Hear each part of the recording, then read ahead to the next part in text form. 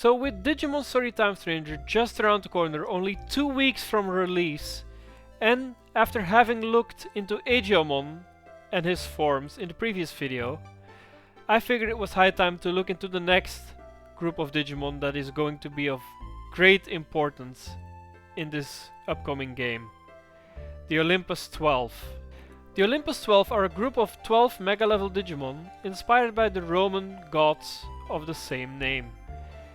They manage and maintain balance in the Digital World Iliad, each taking up a specific domain. Today we will explore who each of these Digimon are, their powers, and any alternate forms they may have. Starting with the first member of the group, Bakusmon. Bakusmon is inspired by the Roman god of the same name, Bacchus. This god is known as the god of wine, fertility and ecstasy. Bakusmon is known as the heaviest drinker in the digital world, but he is also known for his kindness, as he takes care of weaker and smaller Digimon from time to time. Most of the time though, you can find Bakusmon holding grand feasts using the drinks it produces within its body and fruit and food from all over Digital World Iliad. Bakusmon's favorite drink is a fruit wine he makes from the fruit growing on the Carpus Yule forest on Ceresmon's back. Whenever Bakusmon is free to do so, he goes and pays Ceresmon a visit to ask for the fruit to brew this very wine within its body. As this happens quite often, both Bakusmon and Ceresmon have grown quite close as friends. Bakusmon's party animal nature also seeps through when it's in battle, with special attacks like Cook of the Abyss, where it turns the target's data into snacks like candy or fruits and he eats them whole. Or its special move, Party of the Heavens, where Bakusmon refines spirits and mixes them with poisons causing various status ailments like paralysis, sleep, or poison in general. Now let's move on to Bakusmon's very close friend, Ceresmon. Ceresmon is a giant bird Digimon and is inspired by the Roman goddess Ceres.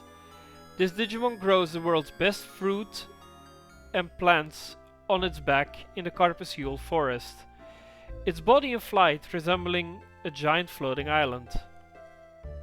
This, however, is not Ceresmon's true form. Its true form is Ceresmon Medium, which usually resides on the head of the giant bird's island. This form, however, lacks any fighting power and therefore rarely appears, only doing so in front of Digimon or humans it deems worthy of its presence. Offering fruit to injured or sick Digimon to help them heal, Ceresmon is a kind and gentle creature. However, should harm befall the forest on its back, Ceresmon will turn into a frightful demon to protect this forest.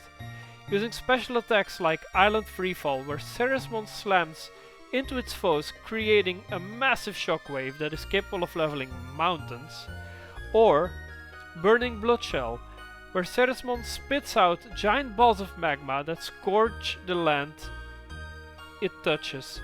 These abilities make Ceresmon more than capable of defending itself and the land it calls home. Next up, we'll look into another duo, a personal favorite of mine, being Apolon and Dianamon. Apolon is a lion man Digimon who carries a miniature sun on its back. He is inspired by the sun god Apollo and is a final form of Coronamon. Not much is known of this Digimon's personality and role within Digital World Iliad, sadly. The only thing that we do know is that it is an insanely powerful fighter, using moves like Soul Blaster, where it summons a ball of pure solar energy to hurl at its foes, reducing them to ash, or Phoebus Blow, where it concentrates all of its power into a single punch, hitting you with both the force and heat of a small sun. In Digimon Story Time Stranger, Coronamon, alongside Lunamon, seems to have a role of protecting the egg of the savior, a Digiegg meant to hatch only when Digital World Iliad is in extreme danger, or so we can surmise from the trailers. Speaking of Lunamon, its final form and the second part of her duo is Dianamon. Dianamon is inspired by the moon goddess and the goddess of the hunt, Diana. It is also a Digimon that is sadly known very little about, but it is said to command the power of water, ice and the moon itself, using moves like Crescent Harken to make its foes hallucinate, forcing them to attack themselves and their allies, or Goodnight Moon, where Dianamon fires a beam of concentrated moonlight at its foe, damaging it but also lulling it to sleep. Now, while technically not a member of the Olympus XII, it is worth mentioning that Dianamon and Apollomon can also progress into a more powerful form called Grace-Novamon. This fusion only occurs when Digital World Iliad itself is on the brink of destruction. The energies of the sun and the moon colliding to form this Digimon causes Big Bang level shockwaves that ripple through the entire galaxy. This created the legend that Grace-Novamon itself is the galaxy in which we reside. The sheer size of its body makes it impossible to measure the quantity of its data. Next up, another duo, Junomon and Jupitermon. Starting with Junomon. Junomon is inspired by the Roman goddess Juno, also known as the Queen of the Gods. She is Jupitermon's partner, protector and lover, using special attacks like Needle Hive to pierce its foes with the catars on its arms, or Graceful Lance, where a lance automatically attacks any nearby hostiles. Junomon is also capable of summoning a love basket to buff its lover's, Jupitermon's, power. Should Junomon be consumed by envy, it will transform into Junomon Hysteric Mode. In this form, Junomon is unrelenting, attacking any who oppose its lover, Jupitermon, without so much as a thought. Drowning in jealousy from the inability to spend time with its beloved, it slowly loses all control, and the ending is bittersweet here, because for better or for worse, Jupitermon will never notice this form of Junomon. Speaking of Jupitermon, Jupitermon is inspired by the Roman god Jupiter and is known as the King of the Gods, commanding the power of thunder and the weather itself. Jupitermon's will is absolute, as it judges between good and evil on the battlefield, and is the judge, jury and executioner of the entire Digital World Iliad, delivering divine justice on those who it deems evil. Jupitermon can summon lightning strikes using its special attack Mabold to smite evildoers, or by using Punish Judge, it marks its target with a stamp by striking it with its hammers. This is how it delivers divine judgment. Should Jupitermon ever lose control of its emotions and be consumed by rage, it will transform into Jupitermon Rat Mode. Now wielding the godly sword Keronos, it becomes even bigger, increasing up to 12 times in size. It is now constantly surrounded by violent lightning strikes, and despite its rage, it moves around calmly and slowly until it decides to strike, using the special move Keronos Divide to slice through anything in its path, or Dios Thunder, where it calls for the barrage of lightning, destroying any it deems guilty. If you are not guilty, these lightning strikes will not harm you. Next up is Marsmon, a leopard man Digimon inspired by the Roman god of war, Mars. Marsmon is an excellent hand-to-hand fighter, having mastered every single fighting style known to man. Having absolute confidence in its ability in a one-on-one fight, its focus on victory and thirst for glory mean that this Digimon is not against using underhanded tactics and hidden weapons if it would otherwise lose the fight. But its true power is only exhibited in its hand-to-hand combat techniques. The next member of the group is Mercurymon, or Mercurymon in Japan, and is inspired by the god Mercury. This Digimon is known as a god of genius and is the fastest creature in the digital world. Not one to stand still for too long, it's always wandering around the digital world, and not much is known about this Digimon because no one has ever had a real encounter with him. However, in Digimon Story Time Stranger, it seems he has taken a more passive role as a ruler of one of the domains, sitting on a throne in Central Town. Next up, another female Digimon in Minervamon, who is inspired by the Roman goddess of wisdom, Minerva. Despite looking like a small child, Minervamon is actually a quite strong and highly skilled fighter. She is, however, emotionally unstable and very prone to mood swings. But this changes when she matures and evolves into Mervamon. Mervamon, now being much calmer and mature, has come to value elegance and charm. Even in battle, Mervamon dances across the battlefield with grace, causing it to gain many admirers.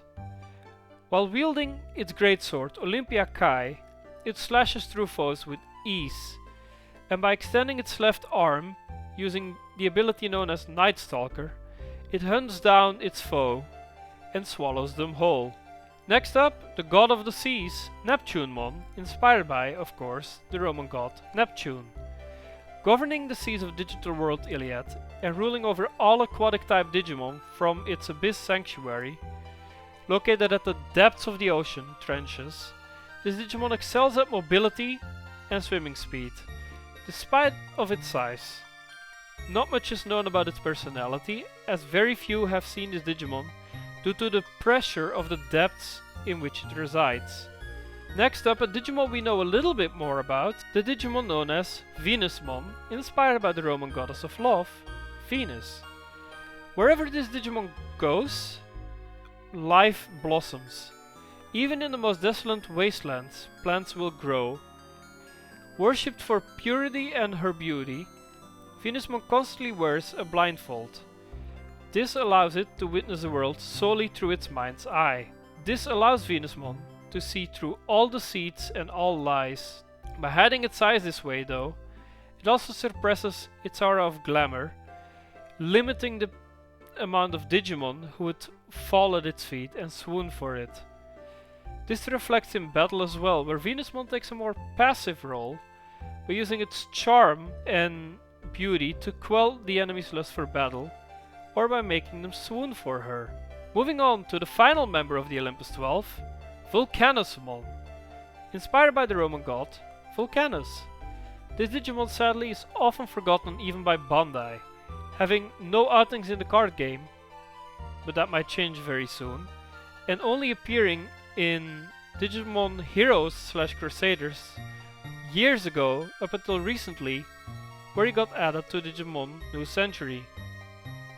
Vulcanusmon is known as the blacksmith of the Digital World Iliad, and is known for crafting iconic weapons like Beelzemon's shotgun, Astamon's pistols, and Sparrowmon's machine guns. It is a craftsman through and through, known to deny clients it deems unworthy upon inspection. Vulcanusmon prefers to be left alone to work on its weapons and armors in peace. While it is capable of using its blacksmithing skills in battle, by creating bombs and other tools to destroy potential foes, it prefers to avoid fighting altogether, as it's not a really strong fighter. Well, those were the Olympus XII and their inspirations. There are, however, two more Digimon I would like to mention that are related and directly oppose this group of 12 Digimon, those being Plutomon and Titamon. I will, however, not be going in depth into them right now, because there is no time in this video left for that, and I feel like they deserve their own video, or maybe a short, because it's just two Digimon. But if you would like to see that, leave a comment down below and I will go in depth into Plutomon and Titamon's backstory, abilities and their inspirations. But for now, that's it for today. I hope you guys really enjoyed the video, and if you did, please leave a like, comment down below some suggestions or some nice words. Subscribe to the channel to stay up to date on future Digilore videos, which I've got a few planned for, so keep an eye on those. And maybe share this video with a friend. Help this channel grow a bit more. But until the next video, this will be Kojin, signing off. Bye bye now.